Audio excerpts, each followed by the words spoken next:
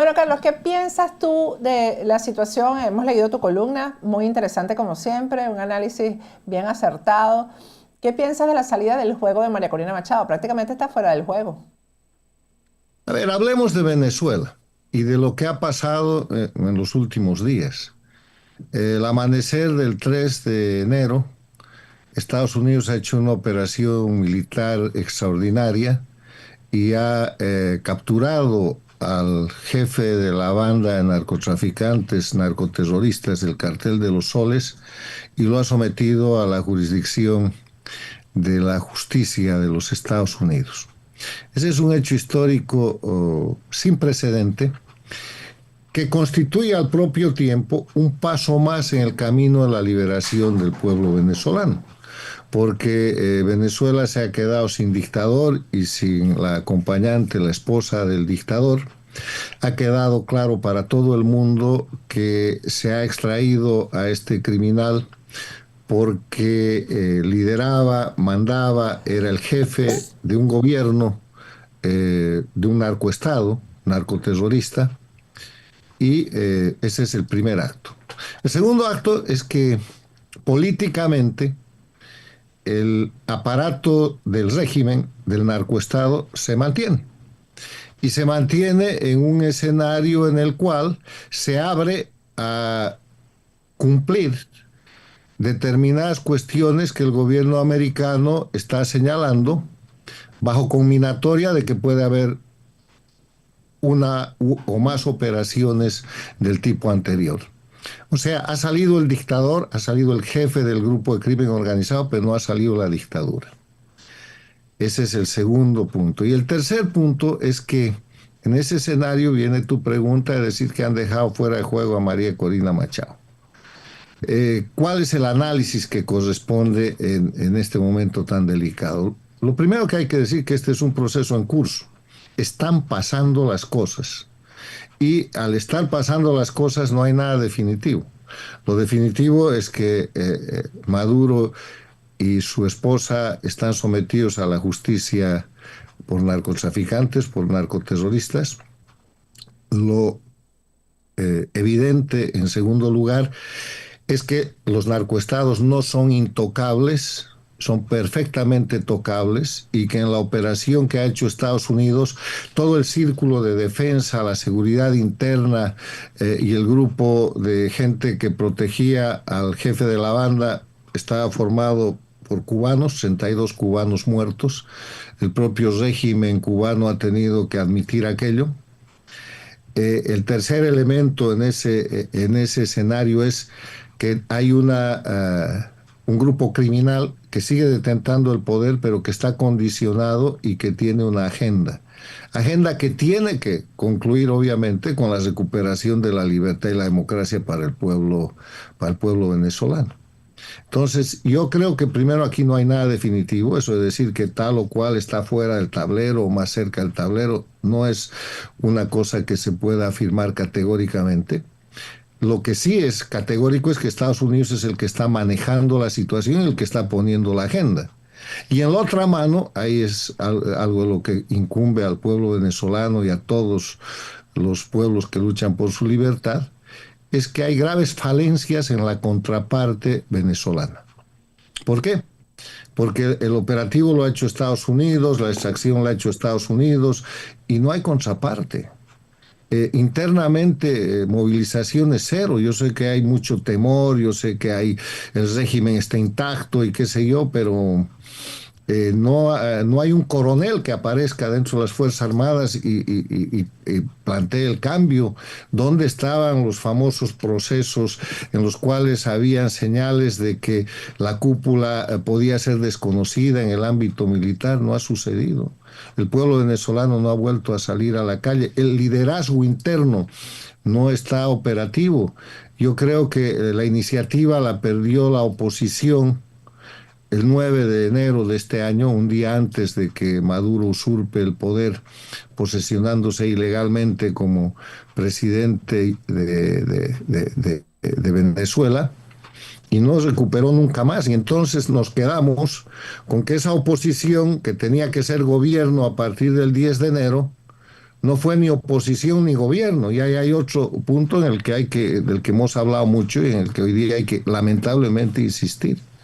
¿Qué hubiera pasado si González Suzuti hubiera jurado de presidente el 10 de enero en el territorio venezolano, en cualquier embajada? Él estaba en República Dominicana, ahí hay un territorio venezolano, que es la embajada o el consulado de Venezuela, o en la embajada de Venezuela en Washington o en la OEA que se le ofreció. Hubiera tenido el mundo y Estados Unidos un interlocutor que represente válidamente a Venezuela. Hoy día no hay ese interlocutor, entonces el interlocutor son los saldos de la banda de narcoterroristas que tienen el control efectivo del poder o el control físico del poder, por lo menos en Venezuela. Este es un tablero al que le está faltando una pata. Y la pata que le está faltando es la acción, la iniciativa, el reclamo de legitimidad de quienes ganaron la elección del 28 de julio del año pasado y que lamentablemente no posesionaron al presidente. Ese presidente no nombró vicepresidenta a María Corina Machado, no armaron gobierno, no hicieron un gabinete, no llevaron adelante un proceso de ejercicio del poder, de reclamo del poder. Entonces ahí aparece Estados Unidos haciendo la extracción, llevando ante la justicia al jefe del grupo criminal que usurpa la soberanía y el poder de Venezuela, y casi forzado por las circunstancias a negociar con el resto del grupo criminal, al que tendrá que ponerle condicionalidades y términos muy cortos para poder llegar a la restauración de la democracia en Venezuela. Ese es el cuadro que yo veo, pero en el que quiero insistir, en un escenario en acción, en movimiento. Están sucediendo las cosas. Hay cosas definitivas que son la gran derrota del narcoterrorismo. Los narcoestados no son intocables, la democracia ya no es indefensa, las armas, la violencia, el terrorismo, las drogas, la tortura, la violencia, la fuerza que ejercen las dictaduras puede ser equilibrada y controlada por el ejercicio legítimo del poder y de la fuerza, como ha hecho Estados Unidos, y ese es un cambio trascendental. Ahora, lo que tenemos que trabajar es cómo se hace para que rápidamente Venezuela tenga la recuperación de su libertad y la democracia, y el resto del grupo criminal que todavía detenta el poder en Venezuela, pues lo transfiera. Ahora, es una situación complicada, incluso internamente. Yo estaba hablando antes de entrar contigo aquí a la conversación, analizando el enfrentamiento que hay entre Diosdado y Delcy, que es muy obvio. Diosdado jamás va a permitir que Estados Unidos, o por lo menos con sus herramientas, sus armas, sus recursos, va a tratar de impedir que Estados Unidos entre a explotar petróleo y hacer todo lo que Trump dice que va a hacer ahí en Venezuela. No, pero lo que pasa es que hay que dejar de ocuparse del grupo criminal en el sentido de qué pueden hacer o qué no pueden hacer. Los criminales pueden hacer cualquier cosa. Y ahí hay criminales de diverso tipo. Está el grupo de los Rodríguez, está el grupo de Diosdado Cabello, hay otros grupos menores dentro de lo que es la organización del Cartel de los Soles y del crimen organizado que recibe el nombre de Movimiento Bolivariano, el castrochavismo. Ahí sigue Cuba. 32 bajas, pero tiene miles de efectivos más por todo lado. Ahí sigue Rusia, ahí sigue China, ahí están las FARC, ahí está el ELN, ahí hay una cantidad de grupos paramilitares, ahí está la mafia rusa, ahí está el crimen concentrado de todo el mundo.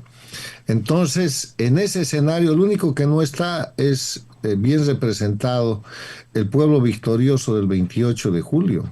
No tiene un presidente que debió haber jurado. Hoy día ya es tarde, ya no lo van a reconocer. González Suzuti hubiera sido presidente 10 días antes que Donald Trump 47. Y eso era un elemento sumamente importante. ¿Por qué no lo hicieron? Yo no entiendo hasta ahora. Pero bueno, no vamos a mirar los errores. ¿Qué es lo que pueden hacer ahora? ¿Tienen capacidad de movilización? Pues movilicen. La gente debería salir a las calles, es peligroso, no sé qué, sí, pero están peleando por su libertad. Sí, pero hay hasta un decreto que institucionaliza, por decirlo de alguna manera, la represión, Carlos. Y la gente tiene mucho miedo y con razón. no es con decreto más o con decreto menos que vas a aumentar o que vas a disminuir el miedo. El principal crimen de las dictaduras del socialismo del siglo XXI en Cuba, Venezuela, Nicaragua, Bolivia, en su momento en el Ecuador, es el terrorismo de Estado.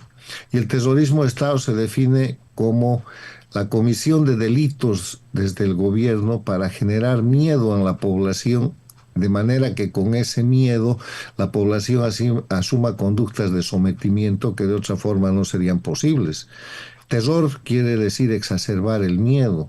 Y el terrorismo de Estado consiste en eso, pero el terrorismo de Estado en Venezuela hay desde hace casi 20 años. Que firmen hoy día un decreto para eso es un impedimento para que la gente se movilice, para que el liderazgo... tiene que haber algún tipo de expresión. Estamos ante una operación extraordinaria de los Estados Unidos y el silencio interno en Venezuela, por lo menos el que se ve en los medios, que cubren solamente lo que hace la dictadura y lo que hace el grupo de narcoterroristas que siguen detentando el poder, muestra que han dejado a la oposición victoriosa que no quiso tomar el gobierno en un estado absolutamente de inexistencia. Y si inexiste en esa situación, ¿cómo quieren que Estados Unidos lo ponga en la agenda? Sí, es lo lógico.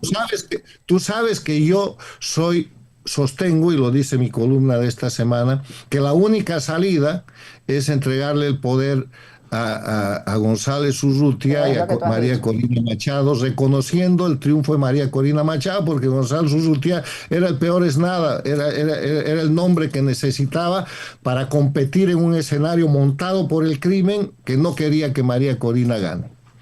Entonces, yo sostengo aquello, pero en la política, uno de los conceptos interesantes de la política es que la política es el arte de lo posible.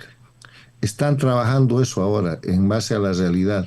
Pero frente a ese concepto, yo tengo un concepto que es un poco más fuerte, que dice, pero la sobrevivencia es el arte de lo necesario. Y estamos hablando de la recuperación de la libertad y la soberanía del pueblo venezolano, de su sobrevivencia frente al crimen organizado, y tienen que hacer lo que sea necesario. Y yo no he visto ninguna iniciativa política seria desde el 9 de enero. Si conoces alguna, por favor avísame para estudiar sobre ella. No la he visto tampoco. Ahora, hablando de la sobrevivencia, ellos... estos representantes del régimen están acostumbrados a sobrevivir, Carlos. Y a mí lo que me preocupa es que esto sobreviva más allá de Trump. Una de las cosas de las cuales habla mi análisis de esta semana es que nosotros tenemos que olvidarnos del concepto de transición, porque transición quiere decir proceso, quiere decir progresión, quiere decir transitar, quiere decir tomar tiempo. Y la transición favorece a las dictaduras de crimen organizado. Lo que yo propongo es la restitución, la restauración de la democracia como un hecho de golpe que retorne los elementos esenciales de la democracia y la libertad al pueblo y administre en consecuencia. Esto del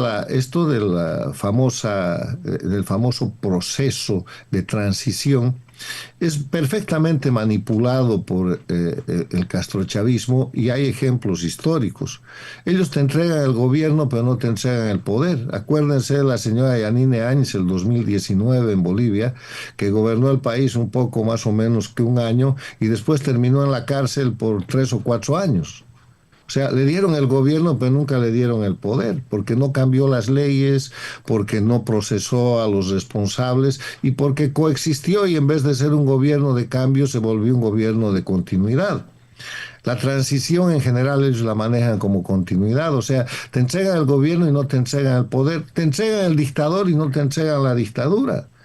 El 2019 en Bolivia yo sostuve en conferencias, en escritos, en declaraciones, salió el dictador Evo Morales, pero no la dictadura, porque el aparato estaba intacto. Exactamente lo mismo está pasando ahora en Venezuela, salvo que la agenda de los Estados Unidos genere resultados en el corto plazo para quebrar la dictadura y que más allá de que el dictador fue detenido, se termine también la dictadura.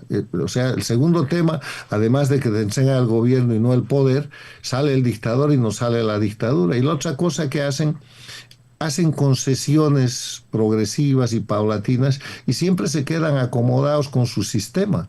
Y ahí tenemos un ejemplo histórico muy grave en las Américas, que es Nicaragua 1990. Así Les es. quiero recordar que cuando doña Violeta Chamorro ganó la elección del 90, los sandinistas no le querían entregar el poder, entonces negociaron.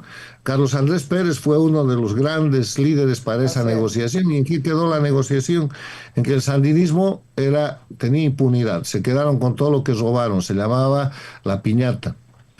Se quedaron como partido político legalizado, se quedaron con el mando de las Fuerzas Armadas y se quedaron en la estructura coexistiendo. O sea, el crimen organizado se volvió política. Los criminales que tenían que rendir cuentas y que tenían que ser juzgados se quedaron como parte del poder del Estado. Y además de eso, sus instrumentos políticos, el sandinismo fue reconocido como partido político. O sea, para salir de las dictaduras, esto de la transición hay que tomarlo muy en cuenta porque favorece a las dictaduras en lo que parece una larga agonía y que en verdad es una forma de sobrevivir. Hay que hacer básicamente tres cosas. Primero, hay que cambiar sus leyes, no puedes seguir con las leyes de la dictadura. Segundo, hay que procesar a los responsables, no hay impunidad. Y tercero, hay que ilegalizar los instrumentos políticos que ha usado el crimen para meterse en la política. Hay que limpiar la política sacando a los criminales y a sus instrumentos de esa práctica. ¿Y tú crees que Trump haga todo eso, de esos tres pasos? Porque él es el que está llevando a cabo todo esto. Hay que inspirarlo, hay que pedirle, alguien tiene que hablar a nombre de Venezuela. Lo que yo veo frente al gobierno americano es que Venezuela no tiene interlocución. ¿Quién está en Washington? ¿Quién está hablando con el secretario de Estado? ¿Quién está hablando con los congresistas? ¿Quién está hablando con los comités del Senado y del Congreso? ¿Quién está buscando hablar con Trump para explicarle esta cosa? ¿Quién está buscando que los amigos de Trump influyan en él para que se haga lo que se tiene que hacer? Pero eso yo te digo que yo pienso que Trump ya descartó a María Corina es porque ella dijo ayer en Fox que ella está intentando hablar con Trump, que ella quiere hablar con él. Y si ella quiere hablar con él, está buscando la conversación y Trump la está bloqueando. Eso es lo que a mí me preocupa. Entonces, bueno, yo creo que hay que retomar el liderazgo venezolano. Y tarde, pero hay que hacerlo. Tenían que haber hablado con Trump el 20 de enero y tenía que haber recibido las señales que cuando González Urrutia se presentó en la posesión de Trump fue considerado como un ciudadano, un invitado más. No entró porque primero se había reunido, y tú sabes cómo es Trump, además con el tema Biden, primero se había reunido con Biden. Sí, pero además, ¿por qué no juró? Una cosa es ir como el hombre que ganó la elección y otra cosa es ser el presidente de Venezuela aunque el gobierno no te haya entregado el poder. O sea, ahí hay una serie de errores, pero Sí. olvidando los errores porque hay que construir sobre eso. ¿Por qué no hay iniciativas? ¿Cuáles son las iniciativas? ¿Qué es la iniciativa? Es decir, estamos listos para asumir el poder, sí, pero el poder se lo asume. ¿Saben qué? Hay un levantamiento en tal lugar, los coroneles de tal lugar, el pueblo de no sé qué. Hay una huelga de hambre de ancianas en una iglesia católica en algún lugar de Venezuela que pide que se vaya a la narcodictadura. No pasa nada. No pasa nada. Hay mucho miedo, lo que te digo, y no hay eso, no hay orientación, no hay organización. Y ella salió de Venezuela en un momento cumbre, salió de Venezuela. Un momento para tener miedo, porque lo único que han hecho es firmar un decreto sobre el terrorismo de Estado que está practicado hace más de 20 años. Este es el momento para tener valor, después de que han muerto 32 cubanos y una cantidad de mercenarios. El jefe del cartel de los Soles está extraditado y está en un tribunal en los Estados Unidos. Este es el momento para tener valor. Está quebrado, se está cayendo el régimen dictatorial narcoterrorista y nadie lo toca. Le tienen miedo al monstruo agonizante. y no le tenían miedo cuando estaba en su pleno poder y lo desafiaron y lo derrotaron el 28 de julio. Hay que tener coherencia. Este es el momento de tener valor. Muy mal escenario, muy mal augurio. No, es un buen escenario, pero hay que aprovechar el escenario. Errores, todos cometemos errores. Hay que rearticular esto y hay que volver a la carga.